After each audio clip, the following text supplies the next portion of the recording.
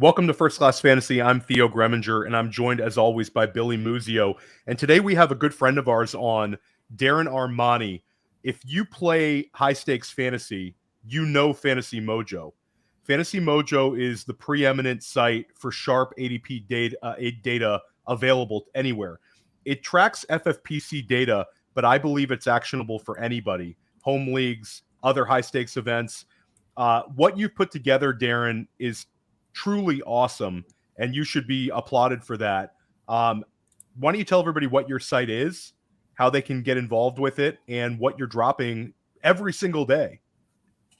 Yeah, so fantasymojo.com is, I call it the essential add-on for high-stakes players, particularly the FFPC.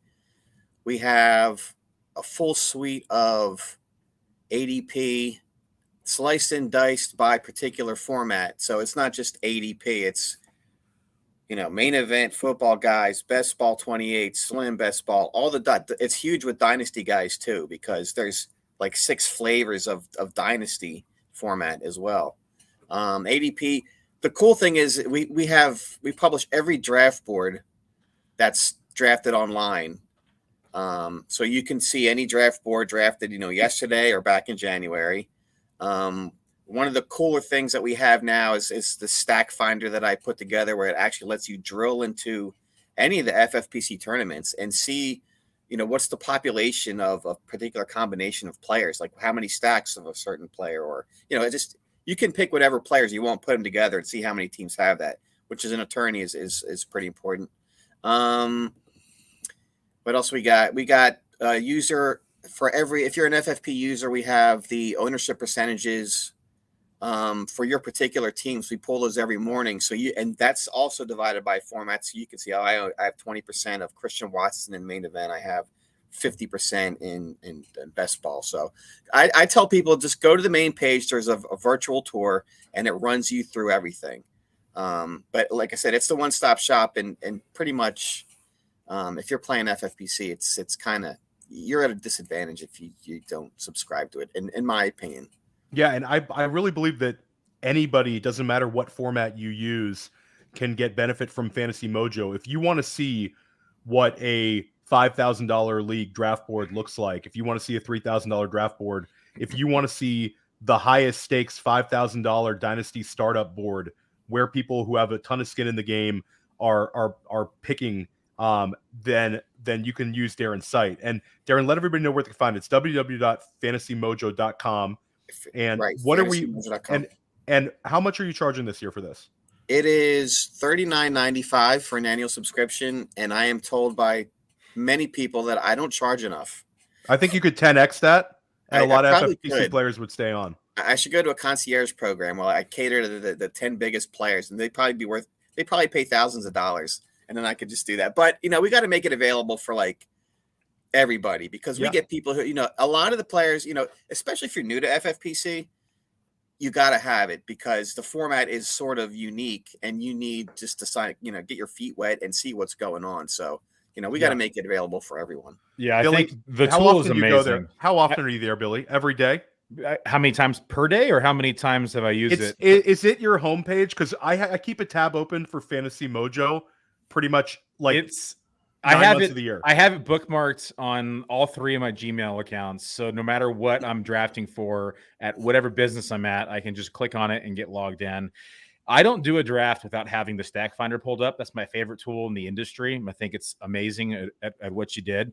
My only ask is if you could change this. We're doing this live, so Darren has no idea I'm about to ask this. But if we could get a total number, instead of me having to count every single line of the stack, it's like 1, 2, 3. If you could just say like 33 next to it, that'd be great. And I'm like, oh, that's 33 times. You can get that. If on the left border, if you click in the left margin, it'll bring up a summary, and it'll say 392. That's a hot tip. So try that. Click in that left border, and it'll tell you. And I use this tool every day, and I didn't know this. Okay, awesome. Yeah, that's awesome. It's I was so like counting layered. a stack the other day. I was like, man, I was like, it's like between 30 and 50, right? I ballparked it, and then I went through and counted it all, and it was like 47. Like I went line by line and counted.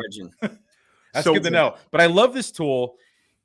I will be in a best ball draft, and I'll pivot. I may have like 2 or 3 guys in my mind that I want to take with that given pick, and based upon whatever is least owned, I will usually select that pick unless I think, because I'll look at preemptively what's coming up on the following pick and maybe the pick after, and look at where I can get unique and kind of punch in names ahead of the time as well to get unique in these builds. And so I agree with what Darren said. You are at a disadvantage if you are not using this inside drafts. The boards and ADP are all great tools as well, but the stack finder and then the research that you do as well that has like the win rates of best ball and has the successful build rates, all those things are invaluable because people will do research themselves, but they'll also just have a inclination or hunch based upon how they draft. But this kind of puts it in perspective for you to see it based upon what you've already done from previous years. Like, I know that I have had success with 3 tight ends builds. I know that I've had success with 10 receiver builds. And then it is reinforced with the data that Darren provides there to show you those 2 are some of the highest win rates in the best ball pass through streets over at FFPC. And so I can, sit here and talk about Fantasy Mojo all day and how much I love it because I personally use it all day. I would gladly pay more. I think $49.99 is a very reasonable price. Maybe next year. Next year. We can also have a separate price for Billy Muzio. Darren, right. Lock him out and make him Venmo you like a $500. We got to get after it with some of these questions. Darren's here to help us win leagues.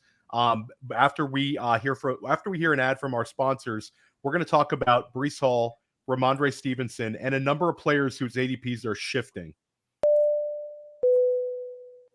Hey, people always ask me, what's the World Series of Fantasy? What's the Super Bowl of Fantasy? And it's easy. It's the FFPC. Their Signature Players Championship has a $6 million prize pool, and their best ball leagues start in February.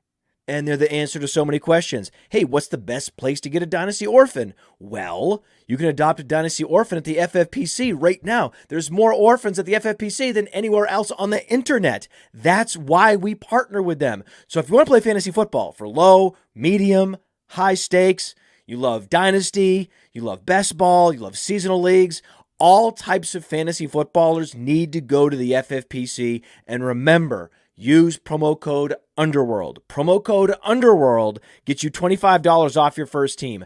Promo code Underworld, $25 off your first team, no matter what the format is, at the FFPC. Go get it.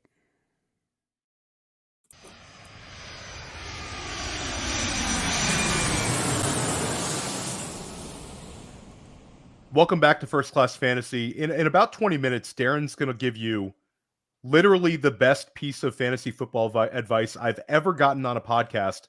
Last summer, Darren was on the GOAT District with me and shared some of the waiver wire winning numbers. It literally blows my mind, guys, how good it was. But first, Darren, you're also a player. You compete with Billy and I in the Hardway League. You're a great drafter yourself. You've had a lot of success in high stakes. You got to be like us. You had to have been interested this week to see which way the money was going to move Rhamondre Stevenson after the Zeke Elliott signing and where Breece Hall was going to end up, after Dalvin Cook ended up in New York. Why don't you talk about some of the highs, the lows, and where those guys are kind of settling in? So I'm going to take data from the Fantasy Pros 350 mid-stakes tourney because there's a high volume there, so you get a good data sampling. So over the past 2 days, Breece Hall is going at the 411 ADP. A range is between 4.1 and 6.2.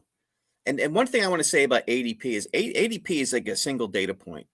And one of the cool things we have at our site is you can go to any ADP chart. You click on the player, and then it brings up the scatter plot, which people might have seen that. But it's important to know like the range because you want a range of outcomes when you go into the draft. Like you can't say, he'll be there at 411. Well, maybe he won't. You need the range. So we provide the ranges.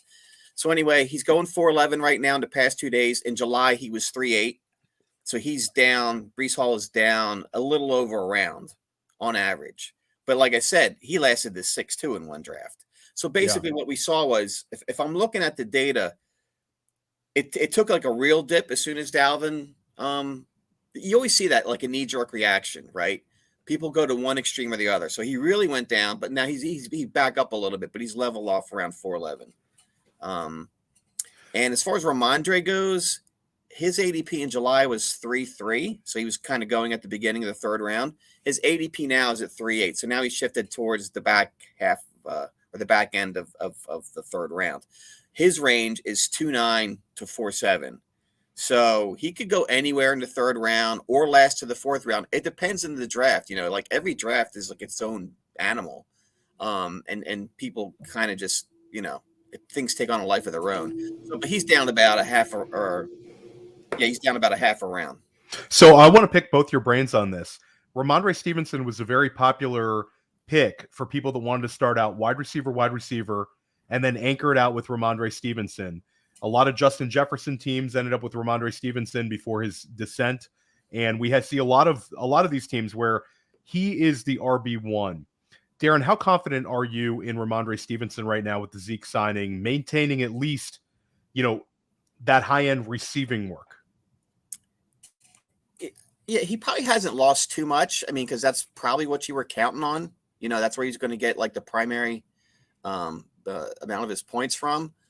I really wasn't like a huge Rhamondre guy to begin with. So if he's down a half a round, it's going to depend on my build in the particular draft. But honestly, that whole third round, the third and the fourth round with the running backs, none of them like they seem like traps to me. A lot of them, like I'm not a dead zone guy, but when I look at these guys, I'm like, I feel like waiting to the sixth round for Cam Akers or J.K. Dobbins or Rashad White or Cook, Pierce. I think maybe one or two top 12 guys at the end of the year is going to come from that range. Yeah, and Billy, we've been big on Rhamondre Stevenson. I mean, to me personally, I see the receiving work staying. I don't know if he's going to catch 69 passes, but I think he's going to get 55 plus. He'll be right around 60 this year. And there's not a whole lot of target competition for him. I think that they've got to continue featuring him as a receiver out of the backfield. How confident are you in that? And what did Zeke Elliott signing there do to adjust your rankings of Rhamondre? Yeah, Rhamondre moved down about 6 spots in the running back projections, just purely based upon the numbers. And you look at it, I mean, any touch competition is never good for a running back, regardless of that running back's age. In particular, Zeke has done well in pass protection, done well in short yardage and goal line. The guy falls forward a lot, so we can't overlook this when we were doing the projections. And I know that Zeke has seen his best days; they're behind him, but he's still going to have a role inside of this offense. They wouldn't have gone out and acquired him, and so.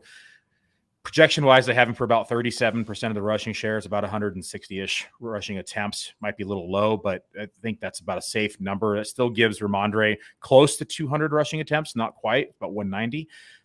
The passing game took a little bit of a hit. Rhamondre last year was actually third in targets last year at 89 in the league. I don't think we can expect that because Zeke does have involvement in the passing game. It's not a lot. I mean, Zeke last year only saw 23 targets, but if we even just give him 23, that's still going to eat into the Rhamondre target share. So I think it's safe to say that Zeke probably has 4 to 5% target share, which is going to be that 23 to 27% or 23 to 27 target range.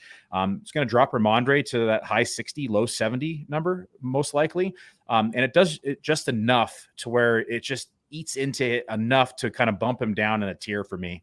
I still think he'll be heavily involved in the offense. I still think he'll be a focal point of this offense, but it changes that from that elite level of production or opportunity share to a point to where, as to Darren's point, it's like somebody in round 6 could have equal amount of rushing opportunity, but maybe slightly less targets. And so now makes the pick less sexy, in my opinion, where like I was really on Rhamondre Stevenson early in drafts and started fading him once we saw they were looking to add running backs. This was a month ago in anticipation of these numbers being adjusted. So I think you can't ignore it. It has to be identified. It has to be considered when you're in draft rooms as well. But it's not like it's going to take away everything, but it's just enough to hurt him. Yeah, to me, I loved using him as like a modified, Darren, you love these terms, modified anchor RB start, where I get my anchor in the third round. Now you can't really do that with Rhamondre. To me, like Billy said, he's got a wider range of outcomes. Let's focus over to the Jets. Breece Hall, Darren, how has the money shifted with Breece Hall? People, like, they haven't really, like I said, he's down a round, but And he's another guy that I really wasn't jumping on. I mean, the injury thing always kind of freaked me out. But you see him. He went in Shope, did the main event, and they took him in the late fourth. Yeah. So, and again, it's maybe you got to take a different mindset between like a best ball team and then a tournament team, because if he comes on, he's going to come on at the end of the season, and that's where you're going to get the biggest benefit. So that would probably slant my view as well. Billy, where should Breece Hall be drafted right now? And where should Dalvin Cook be drafted right now? So Breece Hall definitely took a dip inside the projections, and he was one of the hardest people to project, in my opinion, because to Darren's point, we have to consider the end of the season, and of course, when the money counts in the shootout range, when it's most likely when he's going to be at his healthiest and utilized the most. So you don't want to necessarily have this player beat you because he has all the skill set to beat you. That being said, we can probably expect the beginning of a season, especially now more than ever, with the addition of Cook, to be limited at best and maybe utilized in different packages and not so much between the tackles and not so much around the edge, more in the passing game, as they let his knee and his his knee rest and get his ability to cut and jump back to full health. And so I think that this has to be considered. And as Dalvin is also nearing the tail end of his prime and maybe past that point, he's still been heavily involved in both the rushing game and the receiving game. Last year saw 39 receptions. He saw 264 attempts on the ground. So this type of back in this backfield is definitely worse for the projections than like an Ezekiel Elliott for Rhamondre Stevenson. That being said, the Packers, or I should say Rodgers when he's with the Packers and now with the Jets, I think that offense is going to look very similar. They don't go pass heavy, so they're going to utilize the rushing game pretty heavily, especially with a good defense, and they're going to manage the game. And so I think that we're going to see a pretty heavy usage from both backs as we get later in the season, and they'll probably get both of them pretty active and early and often inside these games as they try to manage it between the backs and Rodgers managing the game. Bottom line, Breece moved about 8 spots in my projections from a running back standpoint, because now I'm expecting him to see him limited the first few weeks, but now I could truly see him being very limited the first few weeks because they have a back that they can really lean into with Dalvin Cook. It's the second half that's hard to project because they may feature Breece Hall, and he has the ability to beat you. So it's one of those things I'm going to completely monitor throughout the rest of the offseason and really kind of hone in on. But it's a number that I'm constantly looking at daily and tweaking as we get more news. Yeah, Breece Hall's so insulated, guys. There's certain people that have dug their heels in. I think it's more interesting to me to see kind of where Dalvin Cook ends up, because that's a guy Billy and I have been drafting late when he was unattached, and we have some Dalvin Cook bags. And we have Chad Shroeder backstage. We're gonna make sure maybe Chad sees, could bring up the D'Angelo Williams, Le'Veon Bell, the dream scenario for Breece Hall drafters, where we get the fast start from a veteran, and then we get Breece Hall winning us the money. I don't know, guys. I think it might be an annoying split. Darren, give us a couple more guys that you see moving in ADP. Specifically, what are you seeing with Calvin Ridley these days and James Cook? These are two guys that I think I've seen certain high stakes drafters really, really digging their heels in on both of these guys. We've seen Calvin Ridley kind of on underdog drafts. He jumped T. Higgins, which I think was a big hurdle for him. And I think that that's going to happen by the time we get to Vegas. What do you see with Calvin Ridley now, Darren? Calvin Ridley's been steadily increasing. So right now he's going pretty much in the third round every draft. He started, I guess, if you look back when the Fantasy Pros League started, he was going 5th or 6th round. But he's a solid. I mean, people are high on him, which, again, I'm a guy who's like maybe some cautionary because he's only played 5 games in the past 2 years.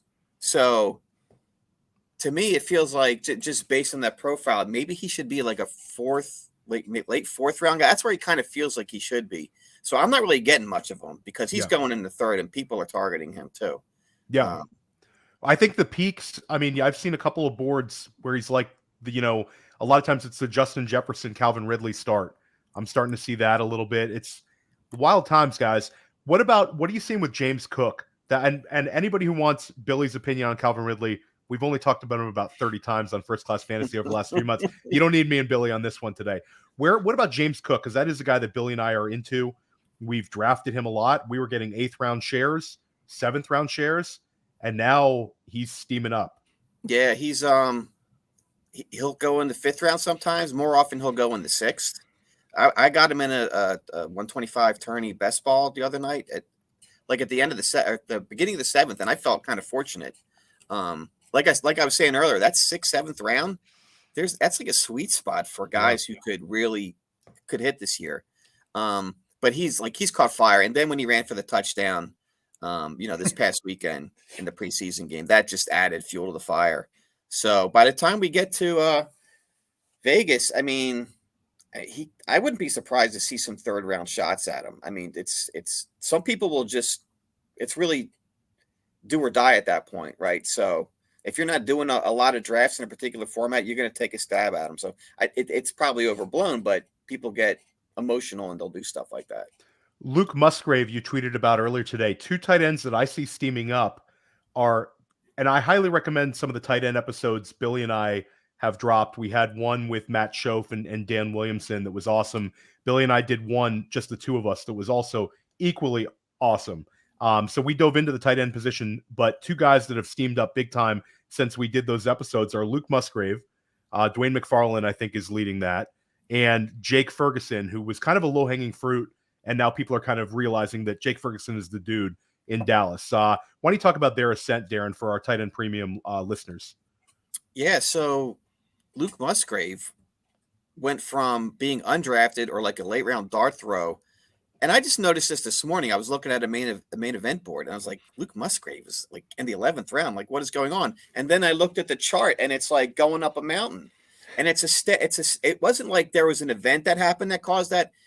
I call it the hype curve. And it's just been a steady ascent, since the beginning of August. He's just climbed up now to the 11th round. And this is hype, right? I don't know where it's coming from. Is McFarland the guy who's pumping him up? There's a number of people. Jared Smola likes him. Dwayne McFarland likes him. I have Jared coming on next week if anybody wants to watch on press coverage. But there's a couple people talking about the route participation. He's going to be on the field the entire time. He's going to run. He's going to have like an 80% snap share. He's going to run every route. And he's way ahead of Tucker Kraft. And it's also an ambiguous target situation with the rookie wide receiver. People don't know if Watson can handle more than 130 targets. And we don't know what Romeo Doubs is going to handle. So I think Musgrave is a hell of an athlete. And he's from the same hometown as Billy Muzio, Bend, Oregon. How could you not love the Bend, Oregon, Billy Muzio, Luke Musgrave connection? Yeah, I liked him much better in round 19 and 20 than I do in round 11. I'm not taking shares in round 11 as much as I like the kid. Sorry, won't do it. But the hype curve is the perfect way to say it, Darren. I looked everywhere to see if I was missing news or what happened, if someone else got hurt, and he's just climbing for unknown reasons that are positive vibes though, Billy. Like I think I'll push back on you 2 guys. Like I think it's like when we look at the back end tight ends, we want the guys who have a high upside, and if he's going to be on the field the entire time, guys. Those positive vibes are going to be real negative when you're looking at that red line of your bottom line coming into the year at around 11 picks. The first week. There you go, guys. Well, you're putting a little water on it. This is another quick reason why it's very manufactured. If you go back to our hardway best ball draft in January, 28 rounds, nobody drafted him. So with all these dynasty talent sharks, nobody drafted him in that draft at 28 rounds. So it could have been the landing spot, but yeah, I mean. A big shout out coming out. Big shout out in the chat. We have Nick Constantino from the Go Bills, the back-to-back FFPC main event champions. He subscribes to Fantasy Mojo, and I know Chad Schroeder does as well. So I think that people should follow the money and definitely subscribe. And one cool thing you have is the stack finder, the stack builder. Why don't you talk about a couple of the common stacks? And one thing we're seeing an absolute ton of Travis Kelce and Patrick Mahomes stacks. Billy and I have talked about this the last few weeks with a number of really sharp guests. We had Nelson Sousa on. We talked with him about it. Like last year, Patrick Mahomes was QB3 in ADP, and he was also going rounds lower. Travis Kelce didn't cost you quite as much. Now, if I play FFPC, Darren, I've got to use my first round pick on Travis Kelce, and it's got to be a top 5 pick. And then I've got to take Patrick Mahomes in the second round or hold my breath and take him in the third. At the very least, he's gone by the mid-third. How common is this stack? And do you see like the really common high price stacks cashing often? Like, and again, you don't need to pull up every year on this one, but in your historical perspective, do you think this is one that's going to pay off or potentially burn people? Well, it's tough to go historically because we haven't seen quarterbacks like going this early historically. Yes. But, and this is probably the worst kept secret at this point, the Kelce Mahomes stack last year in the main event and the football guys, like they advanced to the championship round between like 60 and 70%. So it was like, it's like you get that golden ticket. And maybe that's what people are doing at this point. I think you got to have at least one, right? I got one. Everybody's got to have one. Now people are getting sharper and going in other directions, like trying to, pull leverage. But even like a similar thing last year was, you said Mahomes was later, but Josh Allen was very expensive at the end of the year, right? He was getting into the second, third round, and that Allen Diggs stack that still crushed it too. So if those players hit, they're going to hit. It's going to be the guys who are doing the other stacks. Like somebody's going to get screwed because the highest stacks right now in a fantasy pros, Mahomes, Kelce is owned in 40% of the leagues. Lamar Jackson, Mark Andrews is 30% of the leagues. Burrow, Chase 25%. Allen Diggs 25%. And again, it's influenced by like where you can get them in the flow of the draft. On the other side of the spectrum, the Jalen Hurts, AJ Brown stack is still very low owned. It's only owned in 8% of the leagues just because Hurts, AJ Brown's going to go towards the back end of the first round. Hurts rarely makes it back to the end of the third, so you can line them up. So people are usually having to jump ADP to pull that off. And I saw somebody, God, I really wish I remembered who tweeted. I think it was Aaron tweeted that he loved Fantasy Mojo, and the one stack that has not been completed, Billy. This is you got to get one of these before the end of the summer, Billy. AJ Brown, Jalen Hurts, Devonta Smith. I don't think that there's one right now, Darren, because you'd have to reach big time to take AJ Brown. In order to pull that one off, I think you'd have to take AJ at like the 103. Yeah, and but somebody did that in the main event, and then the guy in 2's like F you, like you're not getting it, and he took Jalen Hurts at 2 even before Patrick Mahomes was drafted. So you're gonna like in the main event, that's a ballsy move. I don't know that I could do that. Yeah, I love looking at the stacks like on your stack finder and try to get like the kind of unique.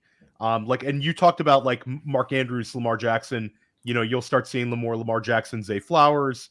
You talked about the Burrow Chase, like pivoting to Burrow Higgins. Like your site gives us that sort of information. We're coming up to the end of our segment with you. Chad's in the waiting room, but I want to talk to you about the most important thing that you're ever. If like write this down, people. This is the most important information you're going to get on any single podcast this summer, and you're getting it right here on First Class Fantasy. Darren, you track the waiver wire winning bids. And I think it's cool when you look at it like, hey, what was the average bid, that won me Elijah Mitchell or won me, one of these hot names. But Darren, what was the winning numbers? Break it down for us for the numbers we should be bidding if we want to win, guys, in waiver wire bids. So I'll probably do more fleshed out analysis of this and give you like the numbers for like every number. But it's not the winning numbers. It's like there's human factors involved here. Like when you're literally ending your bids, people are going to do what's easiest for them. So there's numbers to avoid knowing that. Okay. 1, any bid ending in 1 is the worst because everybody puts 11, 21, 31, whatever. 1 is the majority of bids end in 1. All right. Doubles are bad. 22, 33, 44. Like what's easy when somebody's doing 100 leagues? That's what they're typing in. Then incrementing numbers. 12, 23, 34, 45, just because it's the keys are literally close on your keyboard. That's why people are putting those in there. The one number that you might want to defer to if you're entering a bid that's kind of low owned, 6. People don't like 6. So 26 is like a good bid. Like if you don't want to do 21, do 26. Just end it in a 6.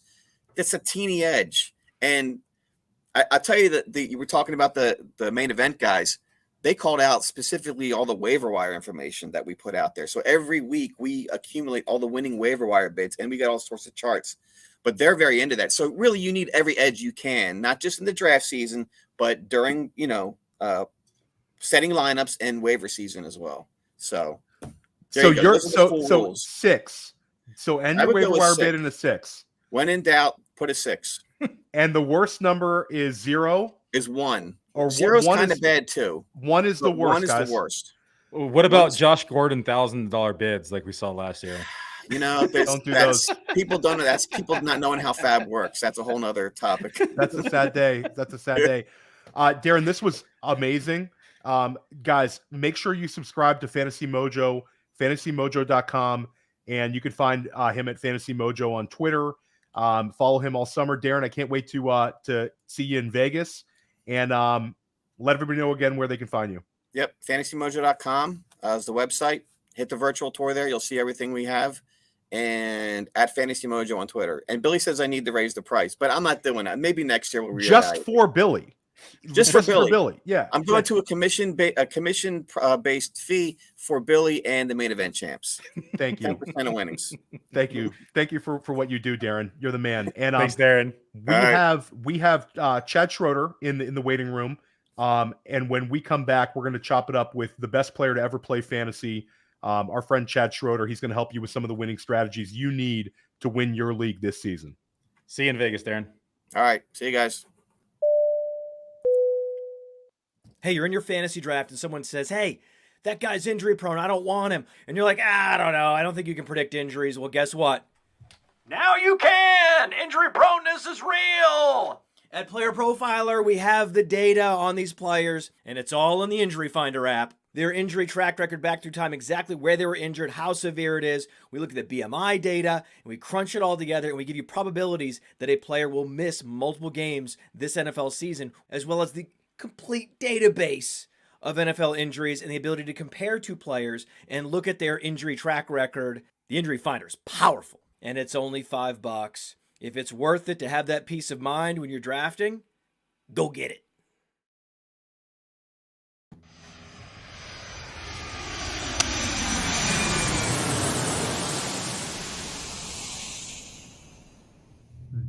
Welcome back to First Class Fantasy. I hope you enjoyed that segment with Darren Armani, Fantasy Mojo. And we're pleased to be joined by Chad Schroeder. Chad has won everything.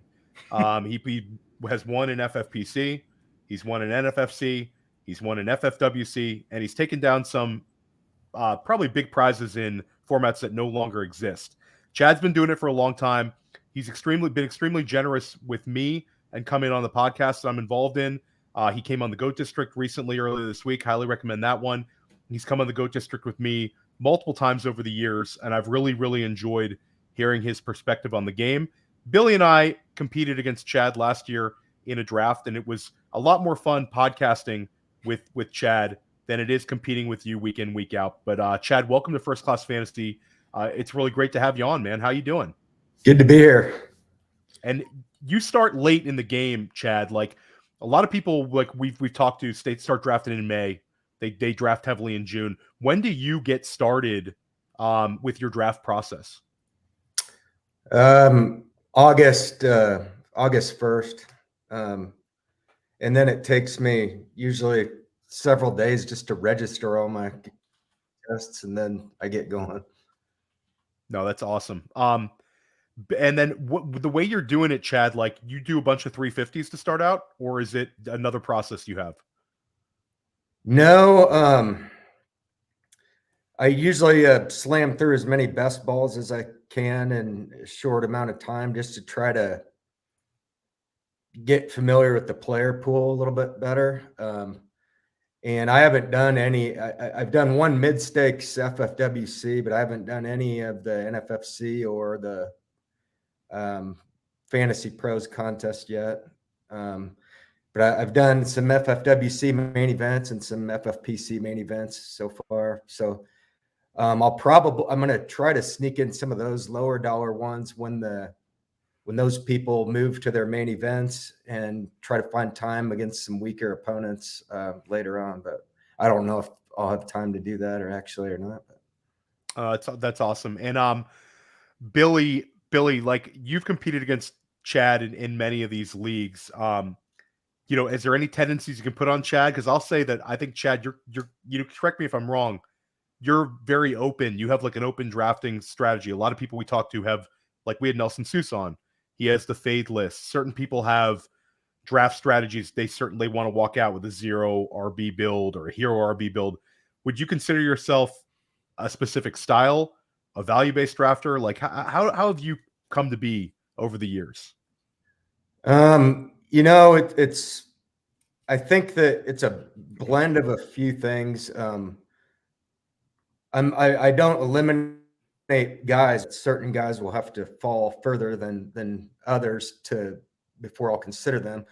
This year I am having a harder time identifying those types of guys that in the past I've, like Debo last year was screaming out as I don't draft really unless he really falls, so I never had to worry about it. But I'm struggling to identify those guys at this point. It's a little uneasy, but I try to, get unique by taking guys that fall in certain drafts. And that leads to unique combinations, just like other people are forcing the unique combinations. Mine's just kind of the opposite. I don't know what combinations it's going to end up being from draft to draft. I don't, when you don't, I don't have a plan going into anything. And so sometimes I'm very willing and stubborn in a way that I'll keep taking what I think is the sweet spot of the draft at that time. I'll keep doing it. And because it usually at some point in the draft, it'll correct itself. But sometimes I get jammed up and it never does. And as Billy was in a draft from the other night, I was at the end, and it's sometimes when you're at the end, you got to maybe balance your team better than I did the other night. But I'm stubborn and I like to take guys that are past ADP that are palatable to me. And Billy, you've had a similar scenario on this where you seem to be open to taking guys that are sometimes falling and sometimes pivoting off of like what the market is doing. Maybe talk about that a little, Billy. Yeah, it depends. I think partly if I'm drafting solo or if I'm also drafting with Dave. We have different philosophies when we draft together and different philosophies when we draft solo, because we know that we're able to kind of consume more ownership by doing this. I believe in kind of both sides of what Chad's talking about. I believe in getting the value, but also creating unique situations and builds as well. And as to Chad's point, yes, forcing it at times. I go in with a plan of knowing what I want to accomplish. I think there's a lot of value to be had in Chad's point about getting unique combinations and players that can't be replicated by forcing, and that's by taking the later picks, right? Like how many round 8 James Cooks are there nowadays? There's none, right? And so by drafting early, we can acquire and take advantage of ADP to a point to where we can get these players that are going to be unbuildable in August drafts or September drafts. When you look back at, like my 3rd place finish in the best ball tournament 2 years ago, I think I had 8 players that were being selected in the top 3 rounds come August and September that were just physically impossible to duplicate based upon the average draft position.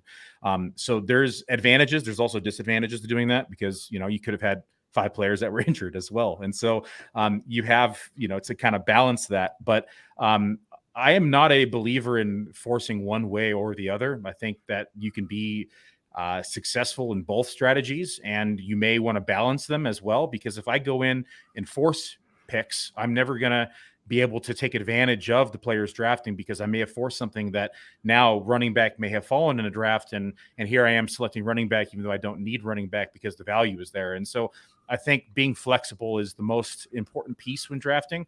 And you could go in with a vision or a mindset of having a stack in mind. But if the draft board is just falling to you a certain way, you need to capitalize on that and take advantage of the way the board is falling. Here's the secret, guys. Any strategy works if you pick the correct players in fantasy football. And any podcast telling you otherwise is wrong. because every year it's different in terms of, who the 20-point per game guys are. And every year it's different in terms of like where the value pockets of quarterback are. So pick correct players, build the best possible build, and that's how it's going to go. And this year, it might be a hero RB team that wins it all. It might be a 0 RB team. It might be a 3 RB start. We don't know until until people start playing football. And Chad, one question we've asked every single guest, and you're a little unique to this because you start a little bit later in the game. But if there was one player in football right now that you could know their final stats for, maybe one player giving you a bunch of problems in terms of evaluating them, or maybe one player whose performance could unlock their teammates. We've had a bunch of great responses to this question, throughout the course of the summer. I'm really curious who's the one guy you wish you could know about. Well, besides the obvious Jacobs and Taylor, I would say Anthony Richardson came to mind. I'd like to know what his fantasy scores are, but also what his passing stats are, because a reasonably talented player like Pittman's going, in the 7th, 8th round or something like that. So he cannot, is he capable of supporting anybody or not? I kind of, and then is the ring yards going to be all everybody's cracking it up to be? So that's just kind of a guy with a wide range of outcomes that I would like to see his stats if I could. I love the Richardson answer, and Billy, kind of Richardson's named starter. A couple months back, we thought maybe it could be a Minshew starter too, but that kind of ship sailed pretty quickly when the draft capital and the way the coaching staff kind of backed him up.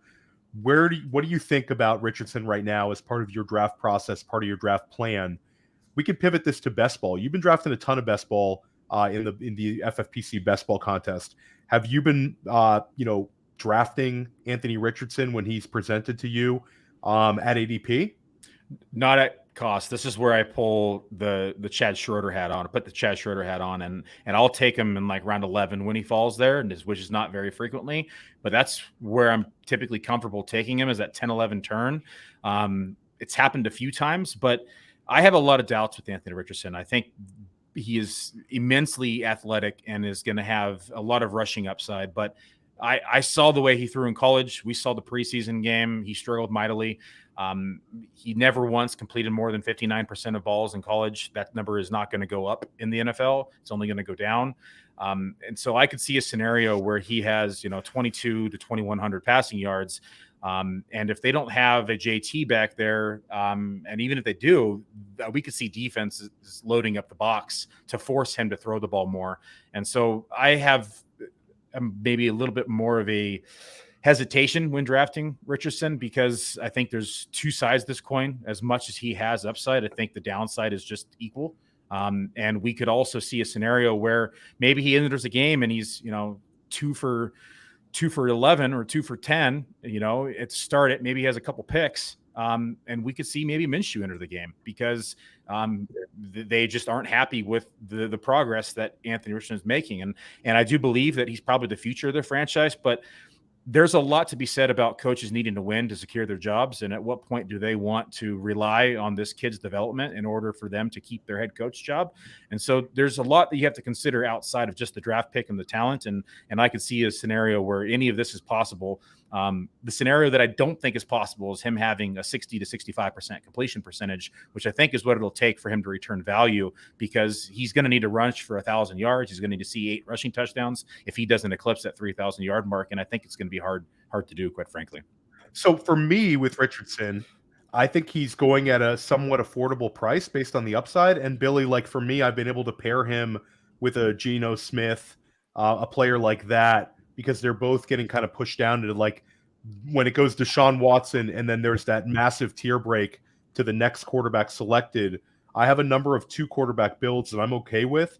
So I agree. There's definitely some, like what Chad said, there's a big range of outcomes in what's going to happen, but he could be the kind of guy that once his feet are wet in the second half of the season, you don't want him on your bench. Like he's ripping off the long runs. He's acclimated to the offense.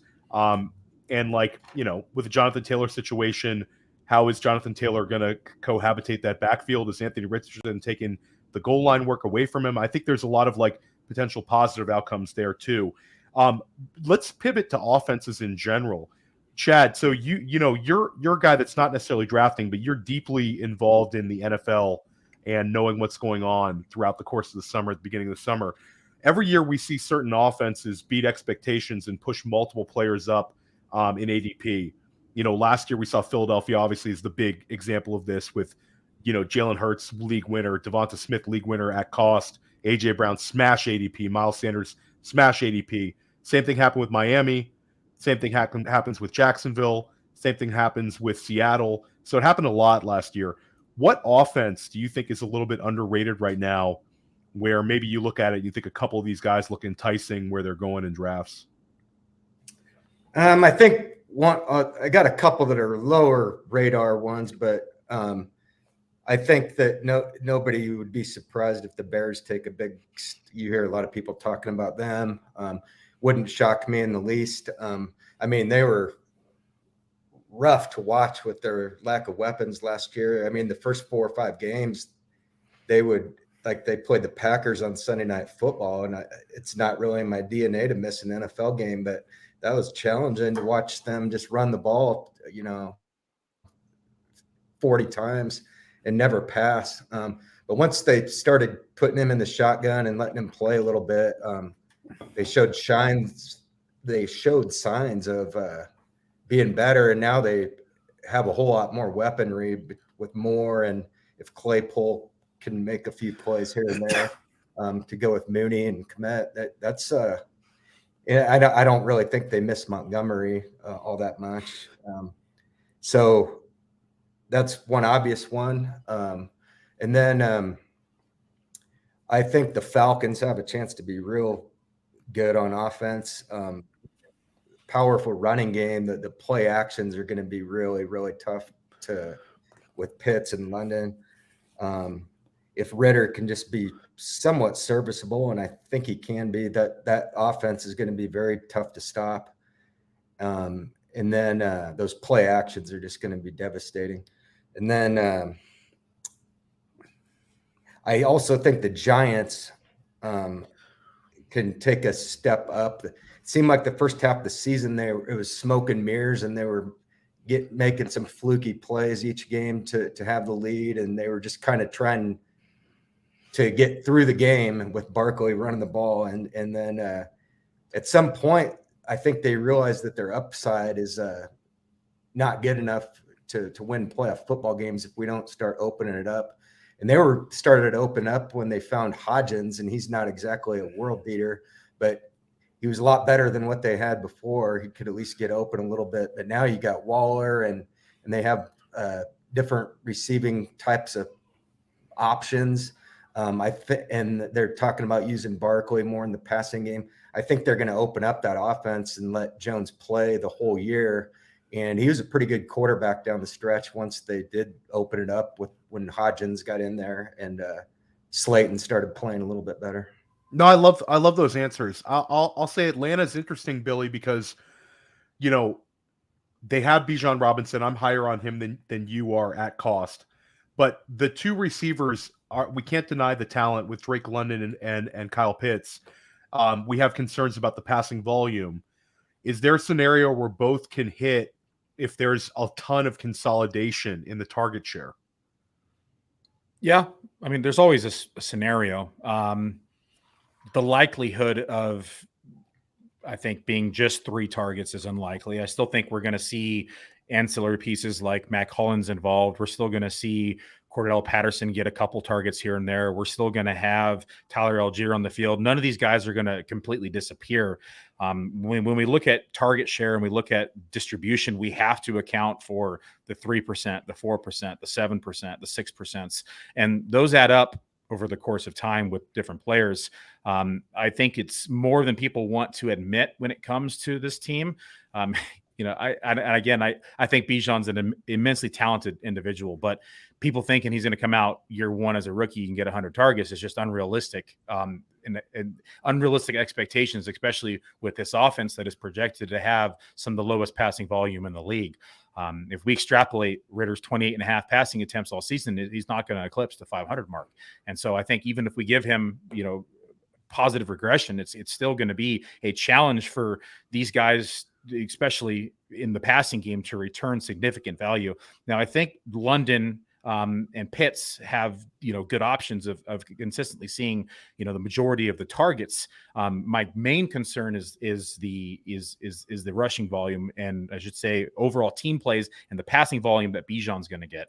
I think he's talented. I think he's going to be extremely well. He's, a top dynasty pick. I have a little hesitation taking him in the first round of drafts because we're going to need to see him probably eclipse that 50 catch mark, probably in that 80 targets, high 70 target range. And that's the part that I'm just having difficulty when looking at the projections and the numbers wise, just because I don't think that is a likely outcome. Now they may, prove me wrong and target him over everybody in this backfield, including Patterson and maybe even over the slot receiver at times. But it's just an unlikely scenario when we look at the history and we look at the math. It just don't think it adds up for me. Bijan Robinson to the moon, guys. For me either is and by the way, regarding the Falcons, I'm not necessarily saying that it's going to unlock greatness in fantasy world. I guess I was more talking in real world. It's going to be tough for them to be stopped. Chad, did you say that the math didn't add up for you either with Bijan? Is that what you said? Yeah, one of the reasons why for me, now I'm still taking him. I don't want to be naked on him. You have to. I can see me being wrong, but I even think I took him in that draft we were in the other night. You did 12 hole. But I see their passing game coming off play action a lot. And right. Guess who doesn't get the ball when it's play action? The back. So I took Bijan Robinson at the 109 in an FFPC main event last week, guys. It felt incredible, and I love it. And I want you both on that Bijan train by the time we're drafting in Vegas, guys. I want to also ask you, Chad. So you come a little bit late to the party in terms of drafting. When you started drafting, who was the player that you were most surprised at was so steamed up in ADP? And who's a player that you saw and said, wow, I can't believe they're getting drafted this low? I can't really speak for steaming up, but a guy that just struck me as being he just doesn't really belong where he was going initially when I first saw it was Amari Cooper in the third round. Or thank you. That just looked out of place with some of the names around him. That, and then on another veteran on the flip side, and he is starting to move up now. But initially, when I saw where he was going, was Odell Beckham. I thought that he was going far too low. But I think it's starting to correct now on him. But where are you at with Ridley?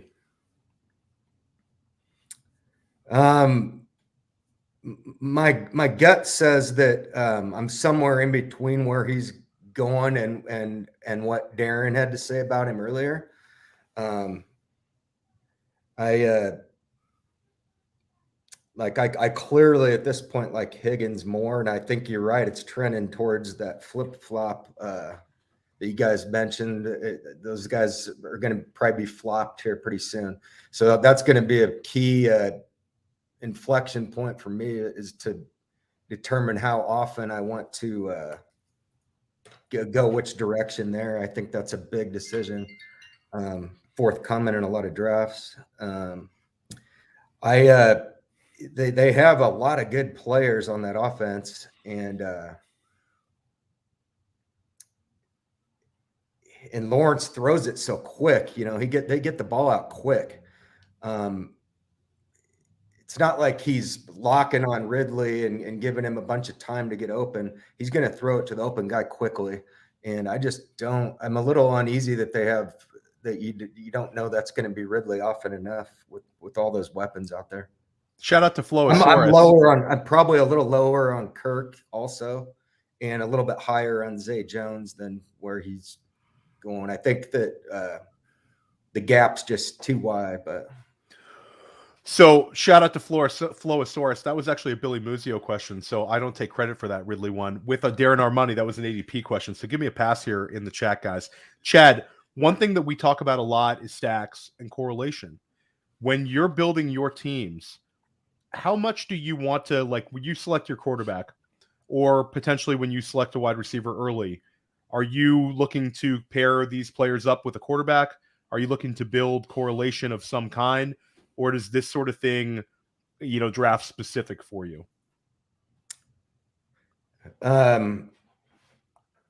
I've never been one to unnaturally stack guys.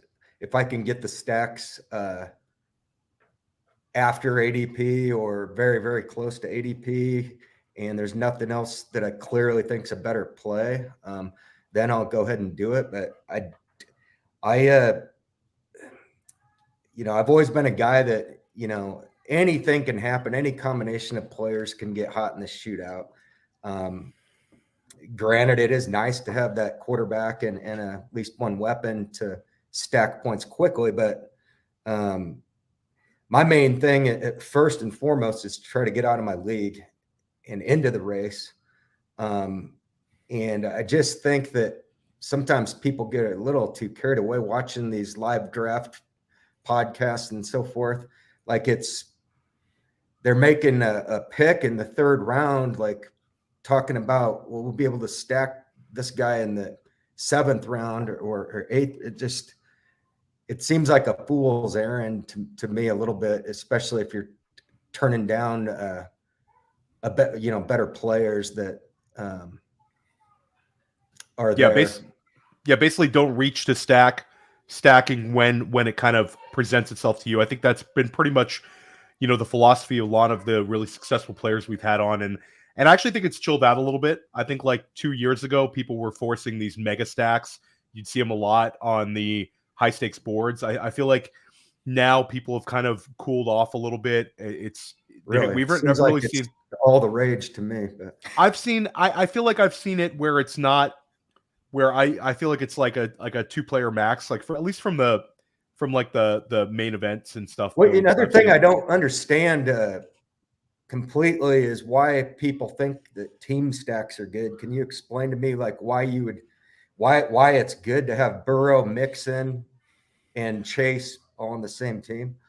Yeah, it's particularly for week 17. So assuming, and this is to your point, Chad, assuming that you make it to the shootout rather than just winning your division or getting out of your league. If you make it to the shootout, like the money was 2 years ago, was the Kansas City and Bengals week 17 stack, which we get again. And if you make it out of your league and you get to week 17, and now you have this piece of the highest potential scoring game in week 17, where now all the money matters because you're not carrying, like an underdog, for instance, we're not carrying over our season average. We're going in with just the points for that given week. And if you have all the pieces for this offense on this high end scoring piece and they all come out and it's this blowout game, 38, 40 points each side, the theory is that you're getting pieces of all of that and that you could potentially put you over the top with stacking because you're getting double points from those scores from the quarterback and the receiver position. Threading the needle. Quarterbacks, I just don't understand Mixon, I suppose, can catch a touchdown pass. He's definitely possible. Oh, yeah, it's definitely negative EV if you do it with the running back as well. Yes, agreed on that. That's what I don't understand is what these people do. I mean, maybe the running back on the other team, right, is good. But again, though, best ball is one thing where each week's a week of its own. And so I get stacking like Higgins, Chase, both, because maybe one guy carries you through 1 week, the other guy does it the next week. Burrow's included on both. But I don't get the running back being included in those stacks necessarily. There's very few. There's like Eckler's. Eckler and Herbert. Eckler and Herbert would be the one. Yeah. Great question in the chat, guys, from Ryan C. 2 guys that we've seen steam up recently are Alvin Kamara and Javonte Williams. Kamara looked pretty good in the preseason game, and the suspension was only 3 games. And we've seen Javonte Williams is a miraculous recovery. He's going to apparently play this weekend, and he's moved up to the 6th round. Again, I have an 8th round Javonte Williams main event share, so pointless to draft them anymore, guys. But where are you at, Billy, on Javonte and Kamara right now? Javonte has exceeded my expectations in getting back onto the field. I still have some concerns just because that injury and the history suggests that we're not going to see a top 20 performance. We've only had 2 of history with the ACL injury, and that was Adrian Peterson and Jamal Charles. We've actually had 0 in regards to all 3 of those injuries, which was the PCL, LCL, and ACL. And so history would suggest that he's not going to have a top 20 season. That being said, he's way ahead of schedule. He's young. He's in an offense that's probably ascending with a new offensive coach and new offensive coordinator and a quarterback that has shown that he's able to do it in the past. I'm higher on this offense than most people are, but I do think that we have to be concerned with any knee injury coming off of injury because of the lateral agility and the cuts and the jumps. So I have concerns with Javonte. I think where he's going is probably a little higher than I want to take him. He's been climbing. I probably should have pulled the trigger earlier when he was going in rounds 10. But I didn't back then because I didn't think he was going to be ready until like weeks 5 or 6. And so that bit me, but now I can't chase him up boards. So he's a player I'm going to make beat me. Chad, where are you at on Kamara and Javonte? Interested?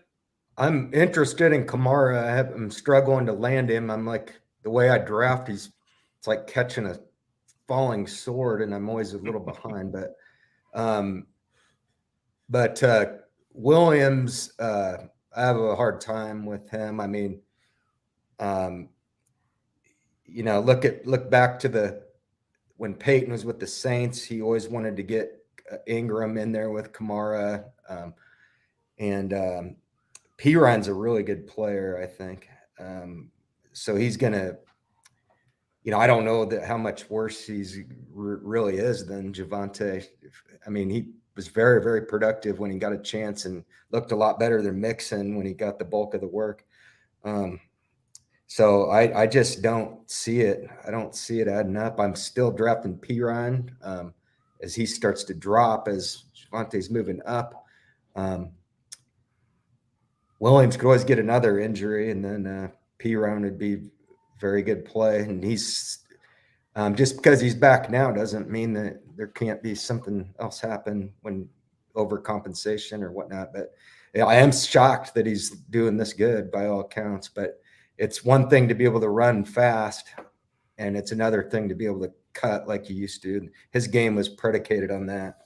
Check out top 10 injury takeaways, where the Podfather Matt Kelly had Deepak Chona, Dr. Deepak Chona, who also joined Billy Muzio and I last Thursday with Andrew Cooper on First Class Fantasy. Deepak Chona is dropping incredible injury analysis, and he had some very interesting things to say about why these running backs are able to come back so quickly from surgery. So if you're into anything injury related, highly recommend that one. Chad, one thing I think super interesting about your strategy is we've had guys on First Class Fantasy like Nelson Sousa, Abibag Batoba, Scott Connor, who plays high volume dynasty and high volume redraft, high stakes guy. And there's been a ton of them, and some of them will meticulously track their ownership percentage. They don't want to get over a certain exposure to a guy, and maybe it's a sliding scale based on rounds 1 through 20. Billy, you're very, very good with knowing what exposure you have to a guy.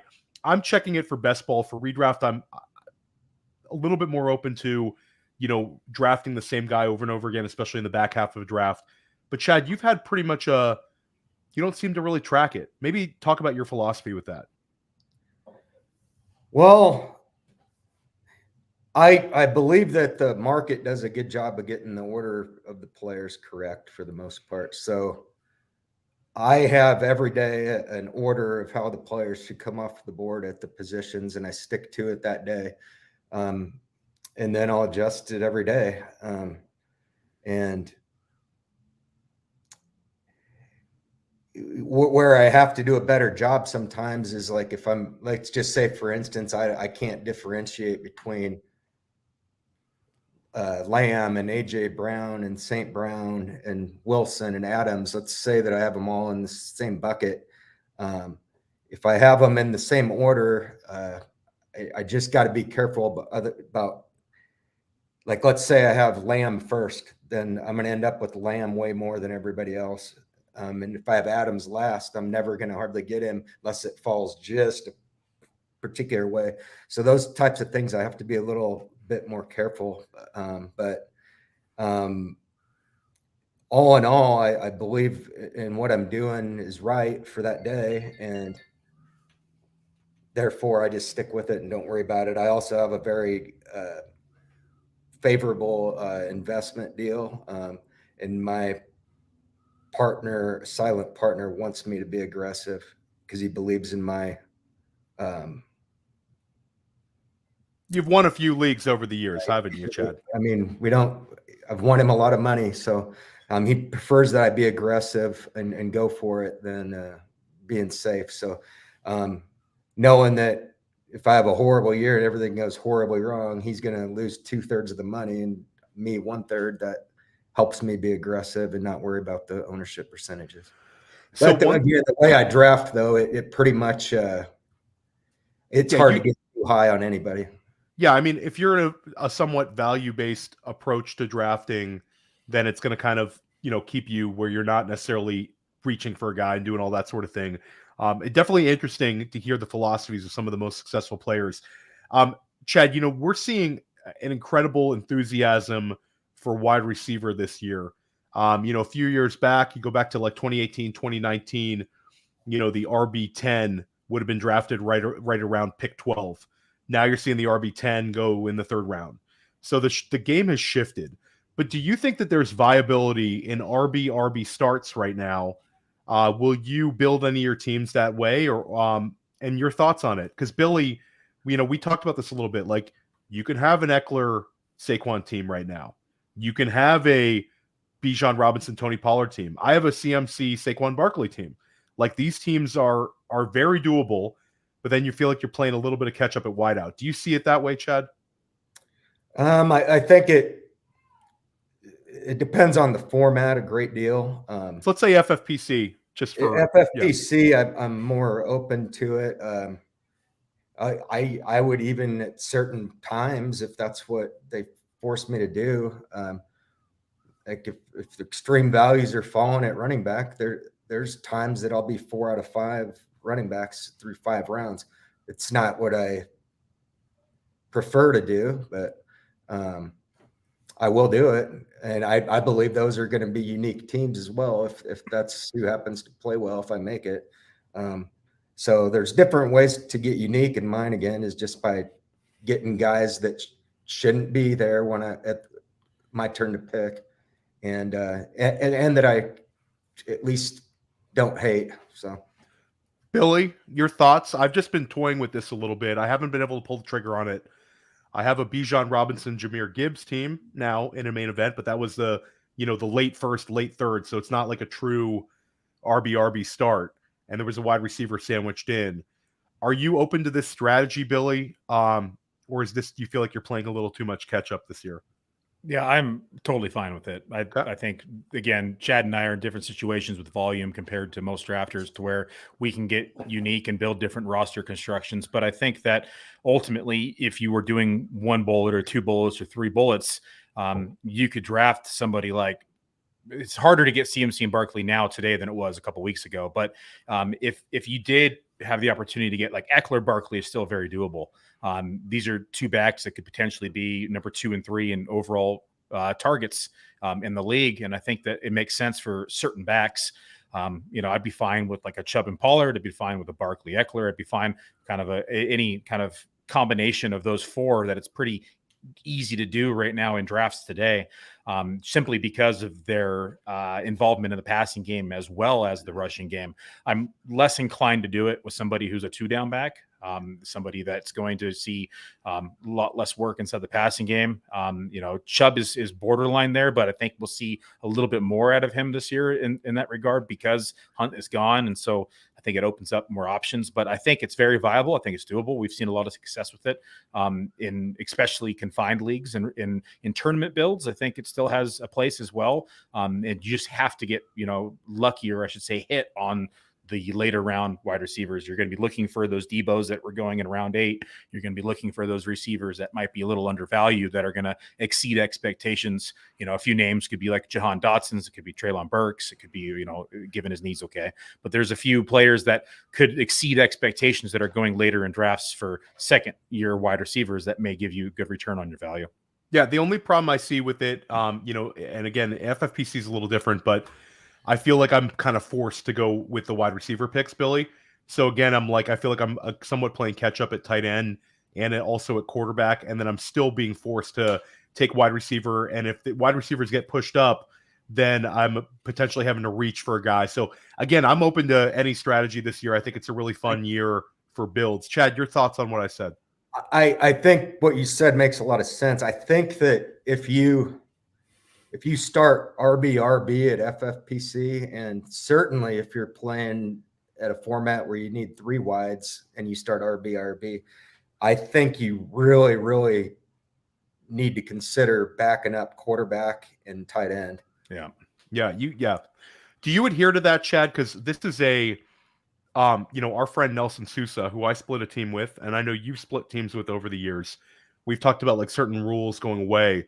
Are you a kind of guy that is okay selecting tight end and quarterback early in the same draft? Or is that you feel like you're playing catch up when you do that? Very, very rarely. The only exception really would be at the FFPC with the 1.5 premium, and I get Kelsey or Andrews. And like Lamar makes it to the 4th round. I get Andrews in the 2nd round, and or potentially Mahomes, I suppose, in the 3rd round if he gets to me in the 3rd round, and nothing else is sticking out. And then NFFC, you feel like you're kind of drawing dead when you get tight end quarterback? Yeah, you just gotta. It just isn't going to work very well. Although it defied logic last year because people with Kelsey and Mahomes won all the money. So you never know what's going to happen. That's why we love the game, and we think we know what's going to happen, but we don't, and it's unique every year, and that's what keeps it fun. No, for sure. And then Billy and I are high volume, skin in the game players. But you have a lot more skin in the game and a lot more high volume. How do you approach waivers in season, Chad? When do you start doing them? And when do you stop doing them? I'm guessing it's 10 p.m. on Wednesday evenings when you stop. When do you start? Show, guys. Just want to know your waiver wire process. I don't want to get, I don't want to have like a PTSD here, but tell us your process. I try to get my research done on Tuesdays by Tuesday afternoon. And then I start doing some of my off-site places that by Tuesday night. That by off-site, I mean the non-mainstream sites that I play at. And then Wednesday I get up and start going, and I basically do all of it on Wednesday for the 3 primary companies that most people play at. So I give a guy a 7.5% free roll to help me with this, and he handles all my kicking and defense, and then he tries to get that done by mid-afternoon Wednesday. And then if I need some help on other things, then he's really good at following instructions. As long as I instruct him well, he'll do it perfectly. So that's like it's like $50,000 a year to select kickers and defenses. Chad, you've got to get him one college credit from the University of Nebraska. That's got to be part of the package next year. Chad Shroeder internship. How are you feeling about Nebraska football this year? You're a big Nebraska fan. You have Matt Rule as the head coach. How are you feeling? Last time we talked, you had a little bit of enthusiasm.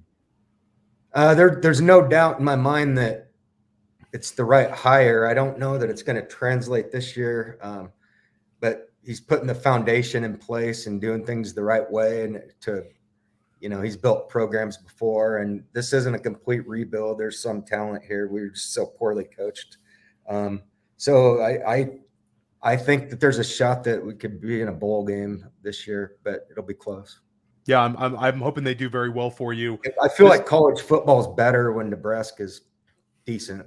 100% agree. Should have never fired Frank Solich. That should have you should have held on to Solich longer. But this has been just tremendous. Chad, are you going to Vegas this year? No. Okay. Well, one year we're going to see you out there. I am whatever year I slow down things, which maybe next year, I don't know.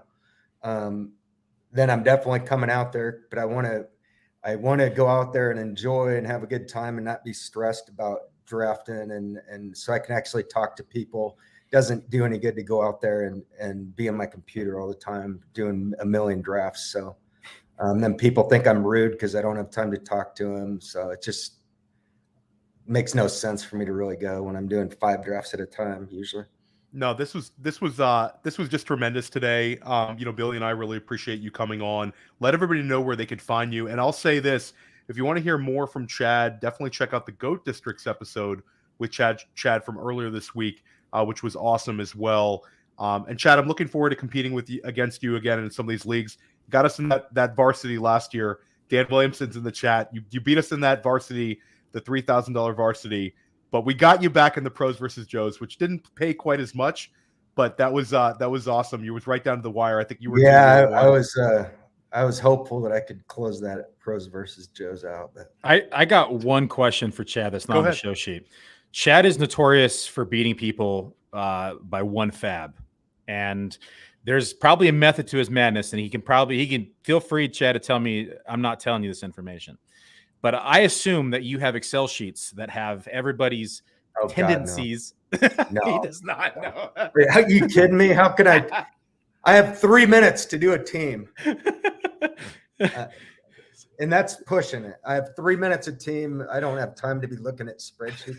But no, seriously, I do pull off an amazing amount of those. I think that what Mojo was talking about earlier, some of that is true.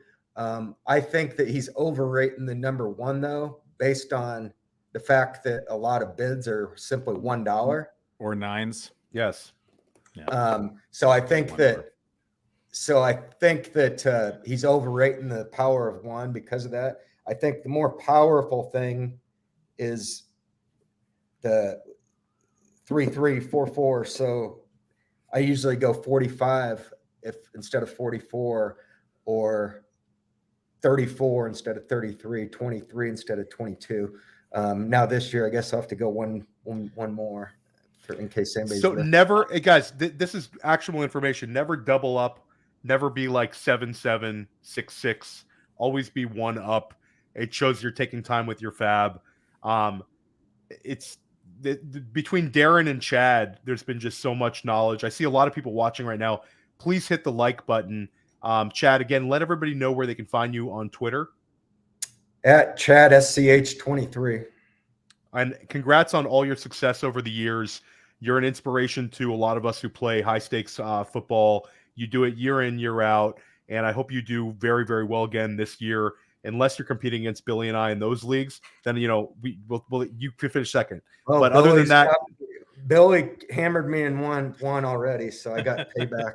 Billy runs pure. Billy runs pure for sure. And make sure you tune in next week because Billy and I are going to be, well, we have not announced the date yet, but Billy and I are going to be drafting an FFPC main event, and we're going to be streaming the whole process right here on First Class Fantasy. We're going to do an extra show. You guys know what you need to figure out on these. It's the next thing. It's got to be not that hard. Somebody's got to be able to figure it out.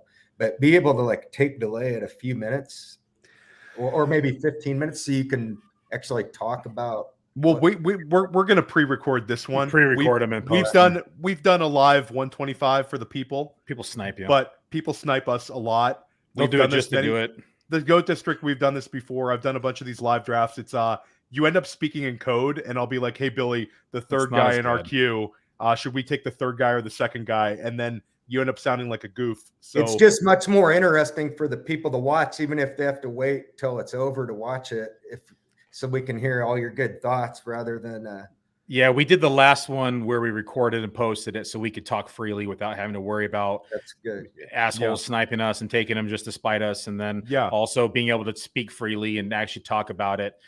The team was a B- in my opinion. It didn't work out that well, but it was overall, it was nice to be able to bounce things off each other. We just had some difference of opinions on the clock.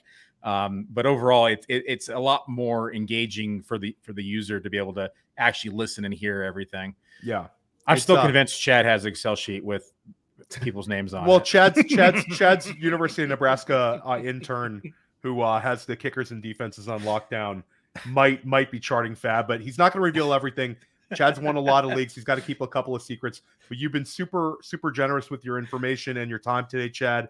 Next Thursday, Billy and I have Sean Siegel from RotoViz on First Class Fantasy. We're going to have a 0 RB episode. It's going to be awesome. We're going to talk about some of the strategies that go along with 0 RB, some of the structures in place, and hopefully Sean's going to reveal a couple of his 0 RB targets. That's always a fun one. Billy, are you recording a Dominator this weekend? I am recording a Dominator this weekend. Last weekend was my anniversary. Took the week off. I'm going to get back to it this weekend. Probably do a draft. I think we'll just draft for the rest of the season, talk about it, record it, post it up afterwards, and just be able to get some content there. That's what that podcast is. It's dominating your drafts, give people some advice, actionable in on the clock advice, be able to kind of talk it through and talk about it. I talked about the last one, Chad. I agree with you. Stacking is overrated.